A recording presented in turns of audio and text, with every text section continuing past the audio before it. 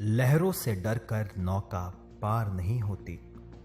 कोशिश करने वालों की कभी हार नहीं होती। नन्ही चींटी जब दाना लेकर चलती है, चढ़ती दीवारों पर 100 बार फिसलती है। मन का विश्वास रगों में साहस भरता है। चढ़कर गिरना, गिरकर चढ़ना ना अखरता है। आखिर उसकी मेहनत बेकार नहीं होती। कोशिश करने वालों की कभी हार नहीं होती।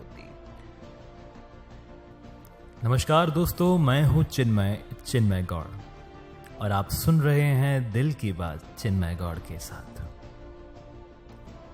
ये कहानी है एक ऐसे इंसान की जिसने अपनी जिंदगी में बड़े से बड़ा रिजेक्शन भी सहा और फिर भी वो बन गया इस सदी का महानायक, जिसे हम अमिताभ बच्चन कहते हैं। दोस्तों, अमिताभ बच्चन को उनकी जबरदस्त एक्टिंग के लिए 4 बार नेशनल अवार्ड मिला। इसके अलावा उन्हें भारत सरकार की ओर से पद्मश्री और पद्म भूषण से भी सम्मानित किया गया। अमिताभ बच्चन की स्टारडम को, उनकी सफलता को तो हर कोई जानता है, लेकिन इस सफलता के पीछे उनकी मेहनत, उनका संघर्ष कोई नहीं जानता।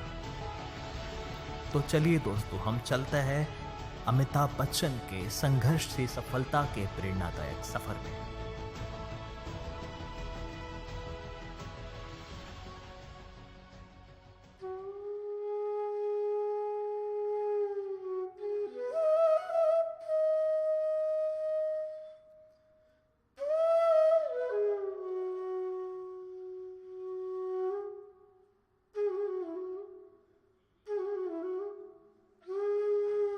अमिताभ बच्चन का जन्म 11 अक्टूबर 1942 को इलाहाबाद में हुआ था।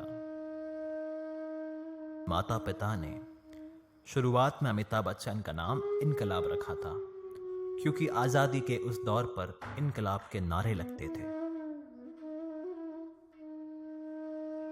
लेकिन हरिवंश जी राय बच्चन के प्रिय दोस्त सुमित्रा नंदन पंत के कहने पर अमिताभ बच्चन का नाम इनकलाब से अमिताभ रख दिया गया,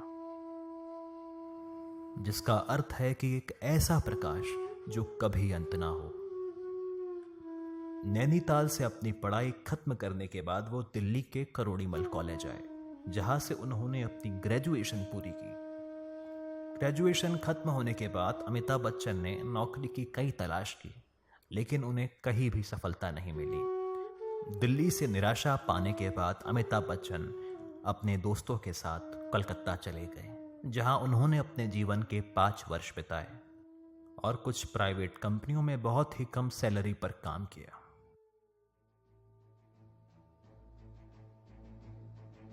ये बात तो सभी लोग जानते हैं कि फिल्म 7 हिंदुस्तानी से अमिताभ बच्चन ने अपने करियर की शुरुआत की, लेकिन ये बात बहुत कम लोग जानते हैं कि उससे पहले ऑल इंडिया रेडियो के ऑडिशन में अमिताभ बच्चन को अपनी आवाज के कारण रिजेक्ट होना पड़ा था। लेकिन फिर भी फिल्म इंडस्ट्री में अमिताभ बच्चन की पहली कमाई एक वॉइस ओवर आर्टिस्ट के जरिए ही हुई। मृणाल सेन के फिल्म भुवन शोम में अमिताभ बच्चन ने अपनी आवाज के जरिए पहली बार फिल्म इंडस्ट्री में 300 रुपए कमाए। अमिताभ बच्चन ने अपने संघर्ष में मरीन ड्राइव की बेंचों पर भी कई रातें बिताई, यहां तक कि वो एक फिल्म के अंदर एक एक्स्ट्रा के रूप में भी काम करने को तैयार हो गए थे। लेकिन तभी उस दौर के मशहूर एक्टर शशि कपूर ने अमिताभ बच्चन को डांटा और कहा कि तुम बड़ी चीजों के लिए बने हो, खबरदार जो अगली बार एक्स्ट्रास के लाइन में खड़े नजर आए तो।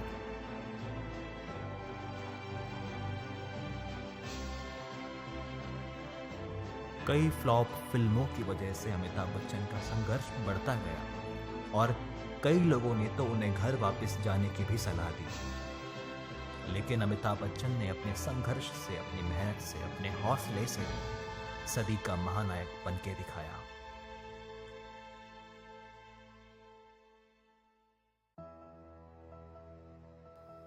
अमिताभ बच्चन की फिल्में एक के बाद एक फ्लॉप होती जा रही थी, लेकिन तभी अमिताभ बच्चन के गॉडफादर ऋषिकेश मुखर्जी ने अमिताभ बच्चन को फिल्म आनंद के लिए साइन किया। और कौन जानता था कि फिल्म का बाबू मोशाय बन जाएगा एक दिन सिनेमा जगत का बिग बी। ये बात सही है कि अमिताभ बच्चन की फिल्म जंजीर बॉक्स ऑफिस पर धमाल कर गई थी, लेकिन उनकी एंग्री यंग मैन की इमेज तो ऋषिकेश मुखर्जी की फिल्म नमक हराम से ही बनी। 70 का दशक बड़ा ही जज्बाती था, जहां पर रोमांस फेड आउट हो रहा था और एंग्री यंग मैन आगे बढ़ रहा था। पब्लिक में एक तरफ गरीबी थी, गुस्सा था, लेकिन उस गुस्से को ट्रांसफॉर्म किया गया अमिताभ बच्चन की पर्सनालिटी से उनकी फिल्मों में। अमिताभ बच्चन की जोड़ी एक से एक डायरेक्टर्स और प्रोड्यूसर के साथ बनी, चाहे वो यश चोपड़ा हो, प्रकाश मेहरा, रमेश सिप्पी या मसाला सिनेमा के जाने जाते मनमोहन देसाई। इन सभी के साथ अमिताभ बच्चन की जोड़ी ऐसी बनी कि बॉक्स ऑफिस पर इनका ही राज हुआ। मनमोहन देसाई की फिल्म कूली की शूटिंग के दौरान अमिताभ बच्चन बुरी तरह घायल हो गए और ये उम्मीद बहुत ही कम थी कि अमिताभ बच्चन बच जाएंगे। लेकिन जाको राके साइया मार सके न कोई, बाल न बाका कर सके चाहे जग बैरी होए। अमिताभ बच्चन पर यह बात फिट बैठी। एक तरफ तो उनके फैंस मंदिरों में, मस्जिदों में, गिरजाघरों में अच्छी सेहत के लिए प्रार्थना कर रहे थे, वहीं दूसरी तरफ ब्रिज कैंडी हॉस्पिटल के डॉक्टर्स दिन रात एक कर रहे थे अमिताभ बच्चन की जान बचाने के लिए। इतनी सब मुशक्कत के साथ अमिताभ बच्चन मौत के मुंह से बाहर आए।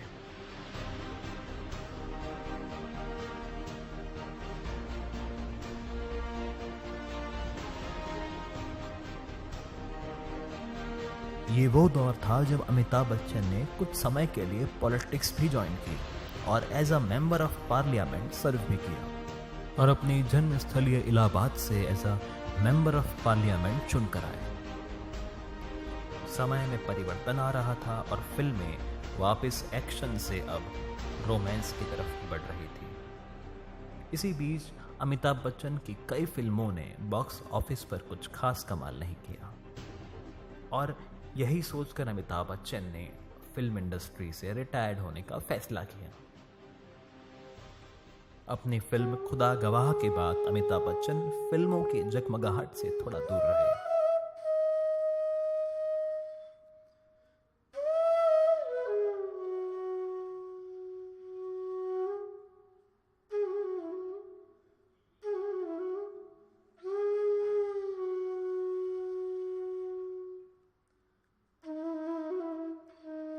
ये वो दौर था जब अमिताभ बच्चन ने अमिताभ बच्चन कॉरपोरेशन लिमिटेड नाम की कंपनी अपनी पत्नी जया बच्चन के साथ शुरू की, लेकिन दुर्भाग्यवश ये कंपनी नुकसान की ओर बढ़ते जा रही थी और अब लग रहा था कि अमिताभ बच्चन का सितारा खत्म होने जा रहा है।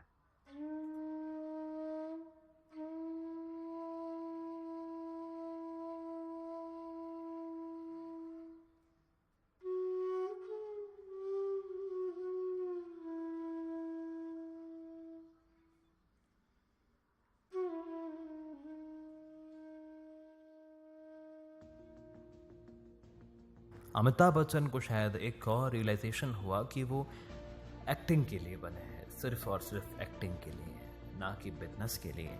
और इस बार फिर वापस वो छोटे पर्दे पर नजर आए। कौन बनेगा करोड़पति के पहले सीजन में कौन बनेगा करोड़पति अमिताभ बच्चन की डूबती नैया के लिए तिनका बन के आया था और मझधार से निकालकर अमिताभ बच्चन को फिर से स्टारडम की ओर ले चला।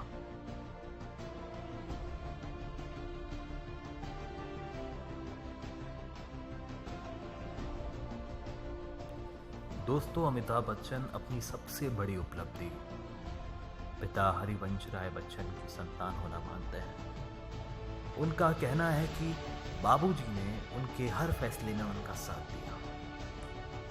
सब मिला जुला कर अमिताभ बच्चन हम सब के लिए बहुत बड़े आदर्श हैं, जो लोगों के दिलों पर राज करते आए हैं और करते रहेंगे। और आज इस समय भी अमिताभ बच्चन आज की जनरेशन के हर हीरो से कहते हैं कि बुढ़ा होगा तेरा बाप।